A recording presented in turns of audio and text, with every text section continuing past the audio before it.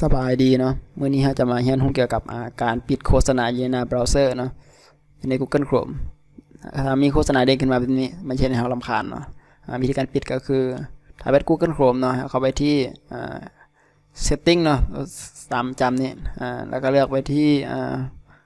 more function แล้วก็เลือกเป็น clear browsing data เนาะ data ตัวนี้โอเคมันจะป๊อปอัพตัวนี้ขึ้นมาเนาะสำหรับออปชันในการเลือกก็จะมีอยู่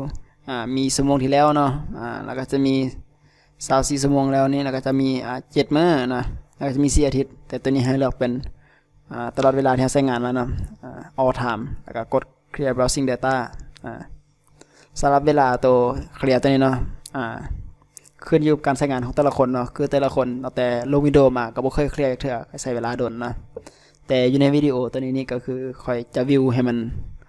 ไวขึ้นเนาะก็คือเวลาเคลียร์จริงๆจะใช้เวลาโดนละขึ้นอยู่กับการใช้งานของแต่ละคนเนาะในหน้าเบราว์เซอร์ว่าเฮาใช้งานไปโดนส่ำใดเนาะก็คือมันจะเก็บค่าแคชค่าคุกกี้ต่างๆตัวที่เป็นป๊อปอัพโฆษณาเนาะก็จะเป็นเกิดเป็นคุกกี้อยู่ในเบราว์เซอร์ของเฮาเนาะเฮาสามารถเคลียร์ออกมันได้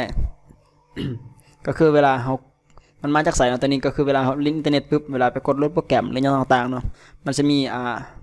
allow กับบล็อกตัวแอดขึ้นมาเนาะส่วนหลายคนมักไปกด allow เนาะคืออนุญาตประมาณนี้มันจะมีตัวโฆษณาตัวนี้ติดมานำวิธีการป้องกันก็คือเฮาปิดออกเลยเนาะถ้ามันเด้งขึ้นมาปุ๊บมันจะมีตัว allow กับบล็อกมันเฮาปิดออกเลยเนาะบ่ต้องไปสนใจมันก็คือตัวเป็นวิธีการป้องกันที่ดีที่สุดเนาะโอเคแล้วเนาะก็คือมันจะขึ้นมาประมาณนี้กดโอเค go it เลยแล้วก็จะมีอีกตัวหนึ่งเนาะตัวที่จัดการก็คืออยู่ในโหมด advanced เนาะแล้วก็ไปที่ advanced ก็จะมีส่วนของ security เลื่อนลงมาเนาะมันจะมีเลื่อนลง ตัวนี้เนาะตัว clear browsing data เนี่ยนะเนาะตัว clear ตัวนี้นี่โอเคแล้วเรา มาเลื่อนเบิ่งเนาะกด3 เหลี่ยมตัวนี้นี่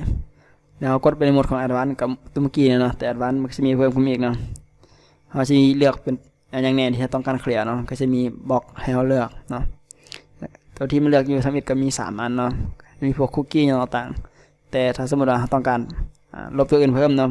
ก็จะมีออปชันให้เราเลือกเนาะเราก็ลองมาอ่านเบิ่งทีละแถวทีละแถวเนาะส่วนออปชันในการจัดการนะครับก็จะมีคือกันเนาะมี all time มี24 ชั่วโมงที่แล้วมี7 มื้อต่างๆคือกันกับตัวเมื่อกี้นี่เลยแต่ส่วนที่เพิ่มขึ้นมาเนาะสังเกตเบิ่งตอนเฮาเคลียร์ก็จะมีแต่4 ออปชันเนาะแต่ถ้าเฮามาในส่วนของ Advanced ก็จะมีออปชันเข้ามาเพิ่มนะให้เราติ๊กเลือกไปเลยมันจะมีดิจิตอลต่างๆเนาะอันนี้ก็คือเป็นส่วนเสริมเนาะก็เฮาสามารถคลิกพวกนี้หรือว่าคันเฮารู้จักนะก็เช็คเบิดติ๊กบล็อกบ่ทุกบล็อกเลยนะแต่ผมว่าใช้ยังออกแน่แล้วก็กด clear data ไปเลยตัวนี้จะช่วยเคลียร์คือเฮ็ดให้เบราว์เซอร์มันไวขึ้นแล้วก็เคลียร์โฆษณาที่มันเป็นป๊อปอัพเด้งอยู่ในหน้าเบราว์เซอร์ช่วยได้หลายเลยเนาะถ้าใครบ่เคยใช้งานก็ลองไปใช้ลองเบิ่งเนาะทำมาทดสอบเบิ่งมันก็จะบ่มีโฆษณาขึ้นมาแล้วเนาะเฮาก็เล่นอินเทอร์เน็ตได้แบบสบายใจเลยจะบ่มีโฆษณาหยังมากังวลเนาะเฮ็ดให้เฮาเสียเวลาสำหรับวิดีโอนี้ก็มีประมาณนี้นะขอบใจเนาะ